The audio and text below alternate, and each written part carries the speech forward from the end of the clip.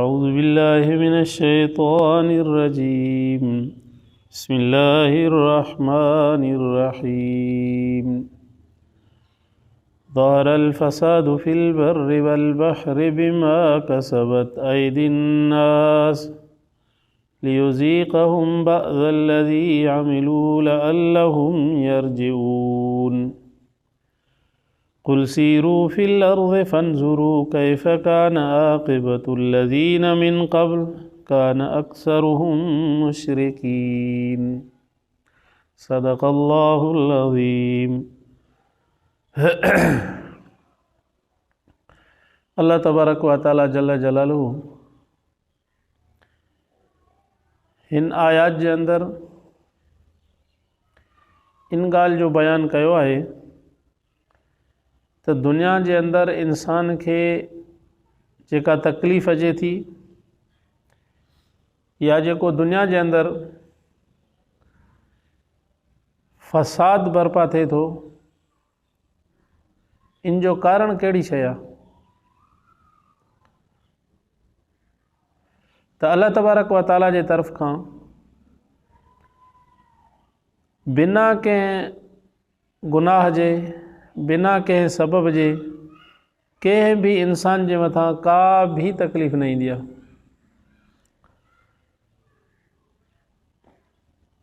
अक्सर जे एतबार सां दुनिया जे अंदर जेके फितना ऐं फ़साद फैलाइजनि था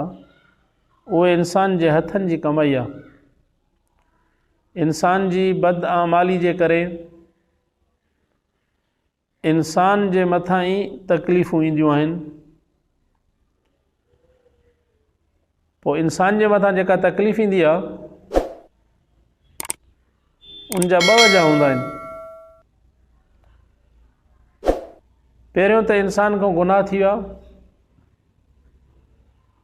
उन गुनाहनि जे करे अल्लाह तबारक व तआला इंसान खे दुनिया में तकलीफ़ ॾींदो आहे। तकलीफ़ ॾेई करे पोइ इंसान जा गुनाह अल्लाह तबारक व तआला मिटाईंदो आहे। कंहिंखे बुखार अचे थो, कंहिंखे धकु लॻी वञे थो पियो, कोई मथे जे सूर में आहे, कोई कंहिं ॿी बीमारी में मुब्तला थी थो वञे पियो। पोइ इंसान जॾहिं उन तकलीफ़ जे मथां सब्र करे थो त अल्लाह तबारक व तआला उन इंसान जा इन तकलीफ़ जे करे गुनाह मिटाए छॾे थो पियो। या त वरी ईअं हूंदो आहे जो रसूलुल्लाह सल्लल्लाहु अलैहि वसल्लम जी हदीस मुबारक में ईंदो आहे, इंसान जे लाइ अल्लाह तबारक व तआला जन्नत में दरजा लिखी छॾींदो आहे। जेके दरजात अल्लाह तबारक व तआला इंसान जे लाइ मोमिन मुसलमान जे लाइ मुक़रर कया आहिनि जन्नत में, पोइ इंसान एतिरा अमाल न करे सघंदो आहे जो उन्हनि दरजात ताईं पहुची सघे पंहिंजनि ताईं। पोइ अल्लाह तबारक व तआला इंसान खे दुनिया जे अंदरि तकलीफ़ ॾींदो आहे, कंहिं बीमारी में मुब्तला करे छॾींदो आहे। वरी अल्लाह तबारक व तआला उन इंसान खे सब्र जी तौफ़ीक़ बि ॾींदो आहे। पोइ इन तकलीफ़ जे करे इंसान जा जन्नत में दरजा अल्लाह ताला बुलंद कंदो आहे। त माना इंसान खे जेका तकलीफ़ अचे थी भई दुनिया जे अंदरि इन ॿिन्ही वजहनि जे करे थी सघे थो त अल्लाह तबारक व तआला इंसान ज़ात खे क़ुरान पाक जे अंदरि इन ॻाल्हि ते मुतनबे कयो आहे त ज़हर अल फ़सादो फिल बर्रि वल बहर, बर ऐं बहर में जो कुझु फ़साद फैलाइजे थो पियो, जेका मुसीबत अचे थी पई, जेको अमुन ख़राब थी वञे थो पियो, काथे ॾिसूं था को क़तल थिए थो, काथे को धाड़ो लॻे थो पियो, काथे के ग़रीब सां जेको आहे सो ज़ुल्म थिए थो पियो। अॼुकल्ह तव्हां असांजे माहौल में ॾिसूं त क़तल एॾो आम थी चुको आहे जो इंसान के जानवर मारींदे भी रहम ईंदो आहे, पर इंसान खे इंसान क़तल करे थो पियो, उनखे एतिरो बि रहम नथो अचे त हिन इंसान खे मां क़तल छो थो कयां पियो, हिन जो जुर्म छा आहे, कहिड़े जुर्म जे करे मां हिन खे क़तल कयां थो पियो। ऐं मरंदड़ माण्हू खे वरी इहा ख़बर न आहे त मां मरां थो त मुंहिंजो जुर्म छा आहे, कहिड़े जुर्म जे अंदरि जेको आहे सो मूंखे क़तल कयो थो वञे पियो। तॾहिं रब साईं फरमाए थो पियो ज़हर अल फ़सादो फिल बर्रि वल बर, बर ऐं बार जे अंदरि जेकॾहिं फ़साद फैलाइजी वञे थो पियो त बिमा कसबत ऐदिन नास, इंसान जे हथनि जी कमाई आहे। तंहिंजे करे इंसान ज़ात जे मथां लाज़िम अची पढ़िजे थो त दुनिया में जेकॾहिं चाहे थो त अमन हुजे, दुनिया में चाहे थो त मां सुकून वारी ज़िंदगी गुज़ारियां, दुनिया में चाहे थो त मुंहिंजो रिज़िक ऐं रोज़ी कुशादो हुजे, त इंसान जे मथां लाज़िम आहे त इंसान तौबा ऐं इस्तिग़फ़ार करे पंहिंजे गुनाहनि मां। नबी करीम सल्लल्लाहु अलैहि वसल्लम खे जॾहिं अल्लाह तबारक व तआला नबूवत अता कई,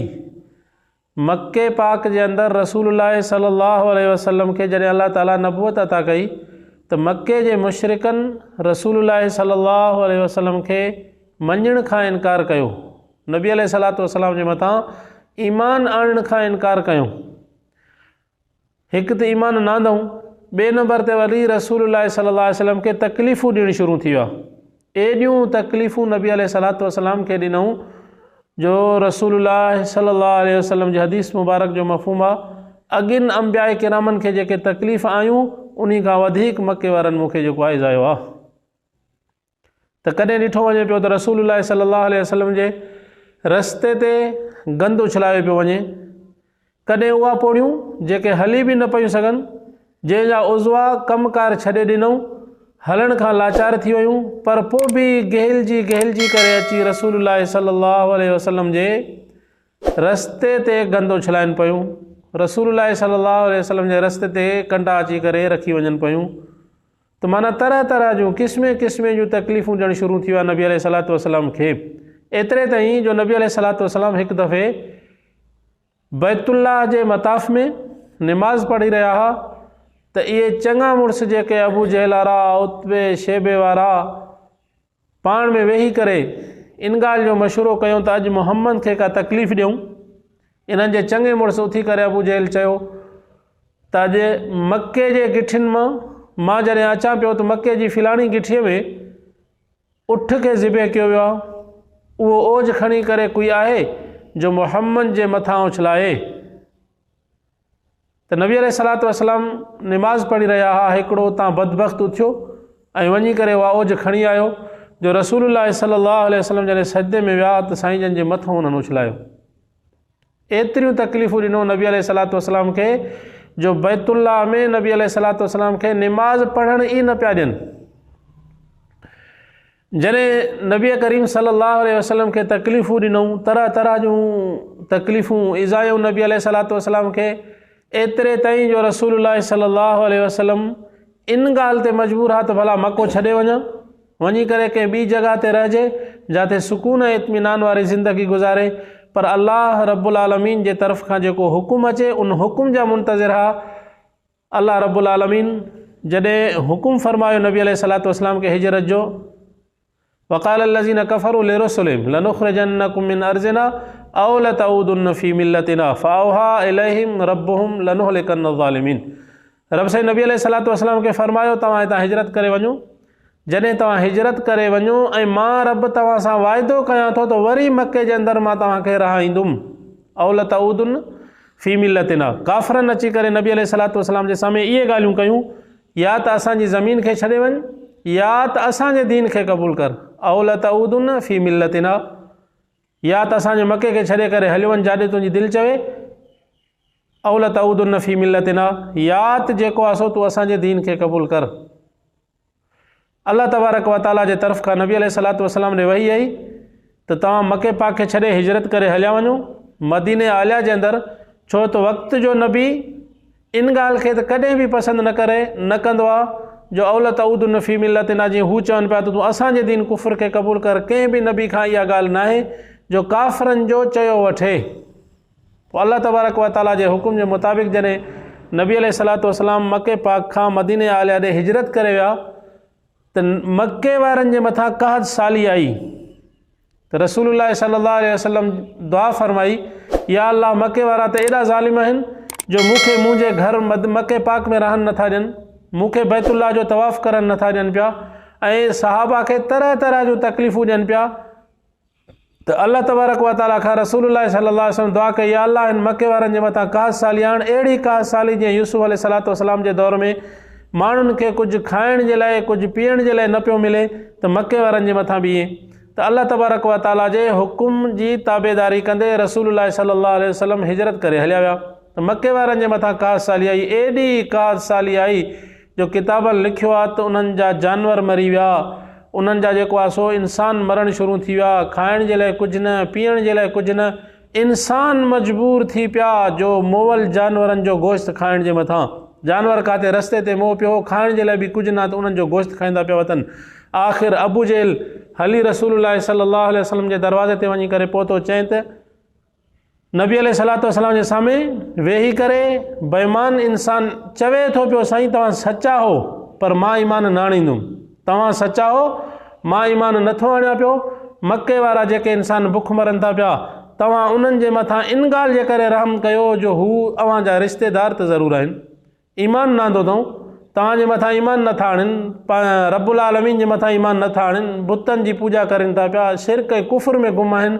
पर आहिनि त तव्हांजा रिश्तेदार। अव्हां दुआ घुरो त उन्हनि जे मथां जेका कास साली आहे उहा ख़तमु थी वञे। त रसूलुल्लाह सल्लल्लाहु अलैहि वसल्लम दुआ घुरी, अल्लाह तबारक व तआला उन्हनि जे मथां कास साली ख़तमु कई। तॾहिं अल्लाह रब्बुल आलमीन क़ुरान पाक जे अंदरि इहा ॻाल्हि बयानु कई आहे, ज़हरल फ़सादो फ़िल बर्रि वल बहर व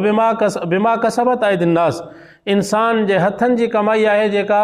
बर ऐं बहर जे अंदरि जेको फ़साद फैलाइजे थो पियो, तंहिंजे करे जेको तव्हां असांजे माशरे में थी रहियो आहे त भई काथे इंसान क़तल थिए थो पियो, काथे कंहिंखे चोरी जे एवज़े में मारियो थो वञे, कंहिंजे घरनि में घिरी करे उनजो माल कायो था अचनि पिया, को इंसान कहिड़ी बीमारी में, को कहिड़ी तकलीफ़ में मुब्तला आहे। रब साईं फरमाए थो बिमा कसबत अयदिन नास, इहा इंसान जे हथनि जी कमाई आहे। लियुज़ीक़हुम, जेको इंसान मुंहिंजे दरवाज़े खे छॾे करे ग़ैर जे दरवाज़नि ते वञी करे झुके थो पियो, रब साईं फरमाए थो इहो अज़ाब, इहा तकलीफ़ उन खे इन जे करे ॾियां थो पियो लअल्लहुम यरजिऊन, तां त उहो इंसान मूं रब जे दरवाज़े ते मोटी अचे। रब साईं फरमाए थो अहिड़ा इंसान तव्हां ॾिठा हूंदा, अहिड़ा इलाइक़ा तव्हां घुमी आया हूंदव जेके रब साईं जी नाफ़रमानी जे करे, शिरक ऐं कुफ्र में जेका पंहिंजी ज़िंदगी गुज़ारियऊं, त अल्लाह रब्बुल आलमीन जो अज़ाब आयो उन्हनि जे मथां, उहे अज़ाब जे अंदरि ॻोठनि जा ॻोठ तबाह थी विया। भई कॾहिं तव्हां असां इहो सोचियो आहे त अल्लाह साईं जो जॾहिं अज़ाब अचे थो पियो, हिते ज़मीन जे मथां जॾहिं ज़िलज़िला ईंदा आहिनि, उहे ज़िलज़िला के कलाक या अधु कलाक न हलंदा आहिनि, मिंट बि न हलंदा आहिनि, थोरा सेकंड हलंदा आहिनि। उन सेकंडनि जे अंदरि उन ज़िलज़िले जे करे एॾी तबाही ईंदी आहे जो ॻोठनि जा ॻोठ तबाह थी वेंदा आहिनि। त रब साईं फरमाए थो कुल सीरू फिल अर्ज़, तव्हां ज़मीन में सैर कयो, ज़मीन में घुमो, फनज़रू पोइ ॾिसो त उहे इंसान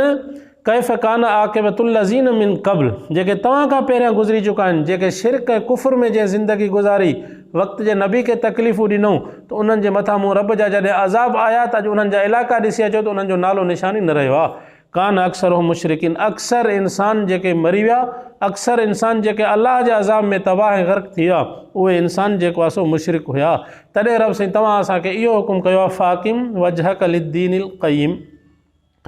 इंसान जे ज़ात जे मथां लाज़िम आहे त इंसान पंहिंजे चेहरे खे अल्लाह रब्बुल आलमीन जे ताबे करे, अल्लाह रब्बुल आलमीन जी फर्मा बरदारी करे। रब साईं फरमाए थो मिन क़ब्ल अन यातिय यौमुन ला मरद्द लहू मिन अल्लाह, काथे ईअं न थिए जो अहिड़ो ॾींहुं अची वञे जेको ॾींहुं रद्द थियणो न आहे,